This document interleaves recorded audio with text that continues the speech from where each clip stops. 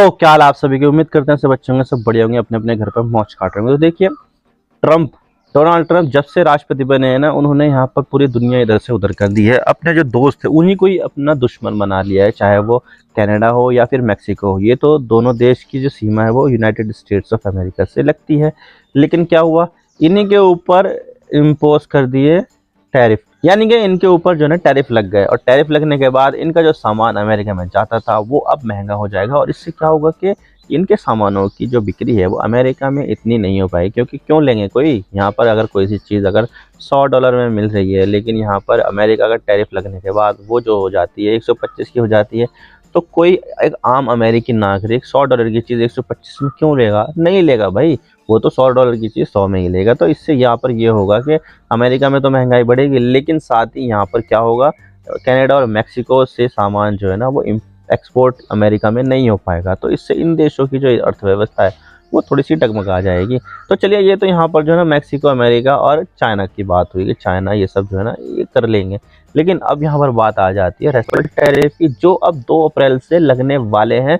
और ये जो टैरिफ, रेसिप्रोकल टैरिफ है, वो पूरी दुनिया के सभी देशों के ऊपर लगेंगे, इंक्लूडिंग इंडिया। चाहे कुछ भी हो जाए, यहाँ पर ये जो टैरिफ है वो लग जाएंगे। इसका मतलब यहाँ पर ये है कि जो टैरिफ इंडिया अमेरिका के सामान पर लगाता है, वही टैरिफ जो है ना अब अमेरिका भी इंडिया के ऊपर सामान पर लगाएगा। मान लीजिए कि यहाँ पर इंडिया अमेरिका से डायमंड खरीदता है, तो डायमंड के ऊपर अगर इंडिया क्या लगाता है, 10% की ड्यूटी लगाता है, तो अमेरिका भी अब जो सामान आएगा इंडिया से डायमंड से रिलेटेड, उसके ऊपर भी 10% की जो ड्यूटी है वो लगाएगा। यानी कि यहाँ पर जो है ना, मतलब अमेरिका चाहता है कि इन सभी देशों ने ना अमेरिका को लूटा है, अमेरिका की अर्थव्यवस्था का फ़ायदा उठाया है।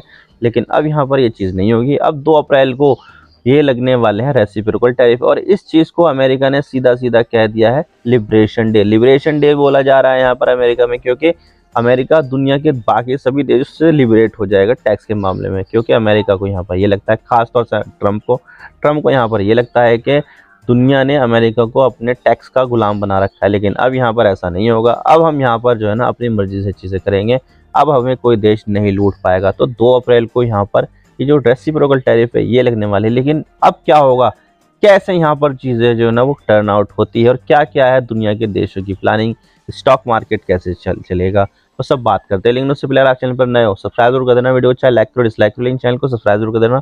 तो चलो शुरू कर दो। तो यहाँ पर 2 तारीख को लग जाएगा डोनाल्ड ट्रंप का रेसिप्रोकल टैरिफ, जो इससे पहले मतलब इतनी बड़ी लेवल पर कभी किसी देश ने नहीं लगाया। और ये चीज़ यहाँ पर जो है ना पूरी दुनिया को काफ़ी ज़्यादा प्रभावित करने वाली है, और ख़ास तौर से उन देशों को जो अमेरिका के ऊपर काफ़ी ज़्यादा निर्भर करते हैं, और जो देश यहाँ पर अमेरिका को काफ़ी ज़्यादा सामान को एक्सपोर्ट करता है। इसमें यहाँ पर इंडिया भी शामिल है। अब देखिए, यहाँ पर जो चीज़ें हैं वो यहाँ पर डोनाल्ड ट्रंप के ज़रिए ये बताई जा रही थी पहले कि हम यहाँ पर कुछ देशों के साथ इसमें यहाँ पर रियायत दे देंगे, उनके ऊपर कम टैरिफ लगाए। लेकिन अब यहाँ पर उन्होंने यू टर्न ले लिया और बोला है कि नहीं, ऐसा कुछ नहीं होने वाला है। दुनिया के सभी देशों के ऊपर हम यहाँ पर लगाएंगे टैरिफ, कोई भी देश यहाँ पर इससे बच नहीं पाएगा। और यहाँ पर उन्होंने एक डर्टी 15 का फॉर्मूला भी बताया कि डर्टी 15 यानी कि 15 वो देश जो यहाँ पर अमेरिका से काफ़ी ज़्यादा फायदा उठाते हैं, और यहाँ पर जो ट्रेड बैलेंस है वो यहाँ पर अमेरिका के पक्ष में नहीं रहता है, और उसमें यहाँ पर इंडिया भी शामिल है। अब देखिए, डर्टी 15 यहाँ पर वो देश बताया जा रहा है जो यहाँ पर अमेरिका को ज़्यादा सामान एक्सपोर्ट करते हैं, लेकिन इंपोर्ट नहीं करते अमेरिका से। और उन देशों में यहाँ पर हो सकता है south Korea, Japan, France, Germany, Canada, Mexico, Vietnam, Indonesia, Malaysia, Cambodia और इंडिया भी इंक्लूड है।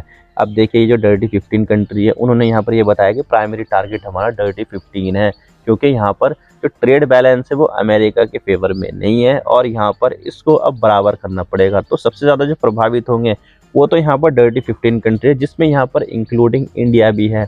तो इंडिया को यहाँ पर बोला जा रहा है डर्टी 15 अमेरिका की परिभाषा में।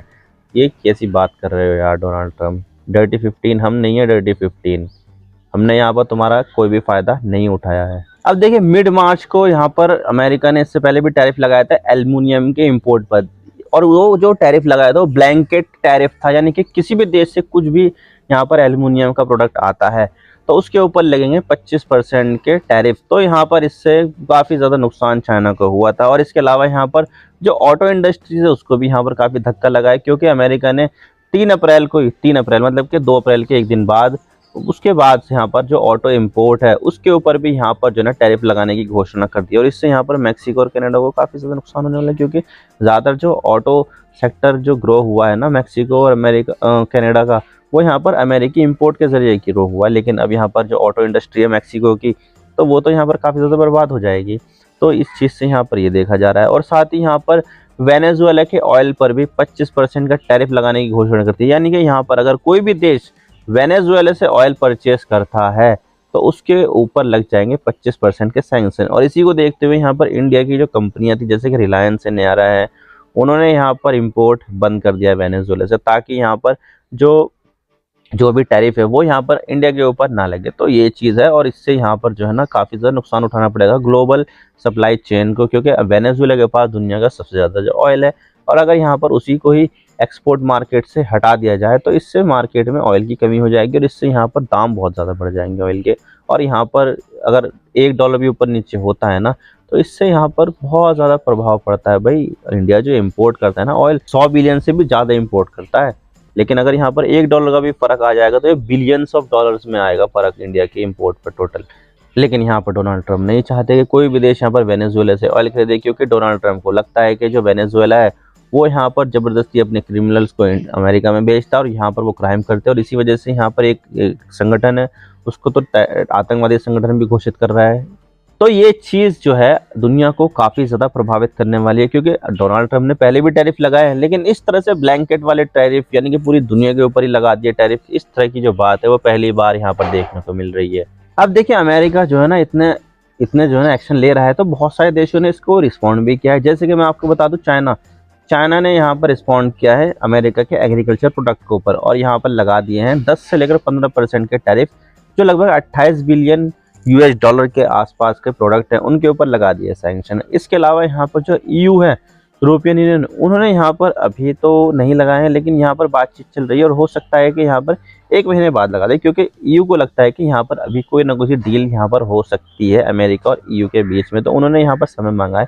लेकिन यहाँ पर कनाडा ने सीधा यहाँ पर लगा दिए हैं टैरिफ, जो लगभग यहाँ पर 40 बिलियन के आसपास के हो जाते हैं। और अगर हम यहाँ पर मैक्सिको की बात करें, टैरिफ तो मैक्सिको के ऊपर भी लगे हैं ना, तो टैरिफ यहाँ पर मैक्सिको के ऊपर लगे, लेकिन अभी यहाँ पर मैक्सिको ने टैरिफ नहीं लगाए हैं। तो अभी देखा जाए तो सिर्फ चाइना और कनाडा है जिन्होंने टैरिफ के बदले टैरिफ के ऊपर रिस्पॉन्ड किया है।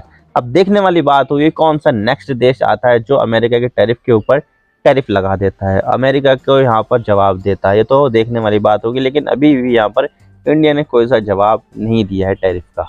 अब बात करते हैं स्टॉक मार्केट की, तो स्टॉक मार्केट ने किस तरह से रिस्पॉन्स किया। तो देखिए स्टॉक मार्केट ने यहाँ पर रिस्पॉन्स किया है नेगेटिवली, बहुत ज़्यादा मार्केट गिरी है, चाहे वो एशिया की मार्केट हो या फिर अमेरिका की मार्केट हो, सब जगह की मार्केट जो है वो काफ़ी ज़्यादा गिर गई है। और ऐसी मार्केट तब गिरी थी जब यहाँ पर कोविड में लॉकडाउन लगा था, तो लॉकडाउन के बाद से 5 साल बाद हमें देखने को मिल रहा है कि मार्केट यहाँ पर लगातार क्रैश होती जा रही है, चाहे वो एशिया की मार्केट हो, यूरोप की मार्केट हो या फिर अमेरिका की मार्केट, सब जगह आपको यहाँ पर जो शेयर्स के प्राइस है वो यहाँ पर गिरते हुए देखने को मिल रहे हैं। तो ये चीज़ जो है ना मार्केट के लिए भी सही नहीं है, और यहाँ पर जो स्टॉक प्राइसेस है वो लगातार गिरते जा रहे हैं। अब देखिए इससे जो है ना छोटे देशों के ऊपर कुछ फर्क नहीं पड़ने वाला, क्योंकि उनका व्यापार इतना ज़्यादा नहीं होता है। अब हम यहाँ पर पाकिस्तान की बात करें तो पाकिस्तान यहाँ पर क्या एक्सपोर्ट करता है, पाकिस्तान के पास ऐसा कोई प्रोडक्ट है ही नहीं जो यहाँ पर वो एक्सपोर्ट करे। तो अमेरिका अगर टैरिफ लगा दे या रेसिप्रोकल टैरिफ लगा दे तो पाकिस्तान के ऊपर क्या फ़र्क पड़ जाएगा, क्योंकि उसका तो एक्सपोर्ट अमेरिका के ऊपर है ही नहीं। तो लगा दो, उससे क्या फ़र्क पड़ जाएगा पाकिस्तान के ऊपर। लेकिन यहाँ पर मसला आ जाता है इंडिया के ऊपर, इंडिया के ऊपर बहुत ज़्यादा प्रभाव पड़ने वाला है, क्योंकि इंडिया यहाँ पर काफ़ी ज़्यादा एक्सपोर्ट अमेरिका को करता है। अब देखिए इंडिया ने जो एक्सपोर्ट किया था माल अमेरिका को लगभग 77-78 बिलियन के आसपास किया था, लेकिन जो इंपोर्ट किया था वो 40 से लेकर 42 बिलियन तक का यहाँ पर इंपोर्ट किया था। यानी कि यहाँ पर जो मामला है वो इंडिया के फेवर में है। लगभग 36 बिलियन $US का जो फ़ायदा वो इंडिया ने कमाया था इससे अमेरिका को सामान एक्सपोर्ट करके। लेकिन अब बात यहाँ पर ये आ जाती है कि ये जो 36 बिलियन का जो प्रॉफिट है ना वो अब कैसे होगा। क्या यहाँ पर जो भारत इतना ज़्यादा एक्सपोर्ट कर पाता था वो अब कर पाएगा, क्योंकि अमेरिका जो है इंडिया के लिए काफ़ी ज़्यादा इंपॉर्टेंट है। इंडिया यहाँ पर जितने भी देशों से व्यापार करता है उन सब में यहाँ पर जो ट्रेड बैलेंस होता है वो इंडिया के फेवर में नहीं रहता। यानी कि यहाँ पर इंडिया उनको एक्सपोर्ट कम करता है, उनसे इंपोर्ट ज़्यादा करता है। लेकिन यहाँ पर एक्सेप्शन है अमेरिका से यहाँ पर इंडिया फ़ायदा उठाता है, अमेरिका को सामान यहाँ पर ज़्यादा एक्सपोर्ट करता है, इंपोर्ट कम करता है। और ये चीज़ यहाँ पर डोनाल्ड ट्रंप को पसंद नहीं है। डोनाल्ड ट्रंप यहाँ पर ये चाहते हैं कि जो जो यहाँ पर व्यापार का जो बैलेंस है ना वो अमेरिका के फेवर में रहे, क्योंकि उनको तो यहाँ पर ये लगता है कि दुनिया के सारे देश यहाँ पर अमेरिका को लूटने के लिए बैठे हैं और अब यहाँ पर कोई भी देश अमेरिका को आगे नहीं लूट पाएगा।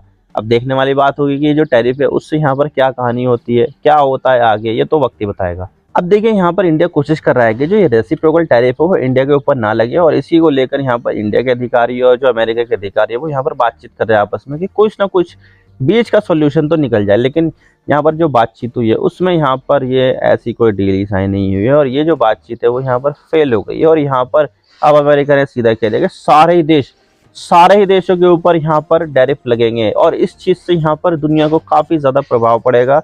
दुनिया के जो एक्सपोर्ट है वो यहाँ पर काफ़ी प्रभावित होंगे, और यहाँ पर जो मतलब चीज़ें जो है ना मतलब इधर उधर हो जाएगी काफ़ी ज़्यादा। लेकिन इस चीज़ से अमेरिका को भी काफ़ी ज़्यादा नुकसान होने वाला है, क्योंकि जो चीप प्रोडक्ट अमेरिका में आता था दुनिया के दूसरे देशों से वो अब आना बंद हो जाएगा, और जिस चीज़ के लिए यहाँ पर पहले कम पैसे लगते थे लेकिन अभी उसी चीज़ के लिए ज़्यादा पैसे देने पड़ेंगे, और इस चीज़ से यहाँ पर अमेरिका में काफ़ी ज़्यादा महंगाई होने वाली है। अब देखने वाली बात होगी कि यहाँ पर अमेरिका किस तरह से महंगाई से लड़ते हैं, ये तो आने वाला वक्त ही बताएगा। आई होप आपको सारी बातें समझ में आ गई होगी। अगर वीडियो थोड़ा सा भी पसंद आए लाइक जरूर कर देना, और चैनल पर नए हो तो चैनल को सब्सक्राइब जरूर कर देना। आपके एक सब्सक्रिप्शन से आगे कंटेंट बनाने की मोटिवेशन मिलती है। Thank you for watching. I really appreciate your time. God bless you all. Now signing off.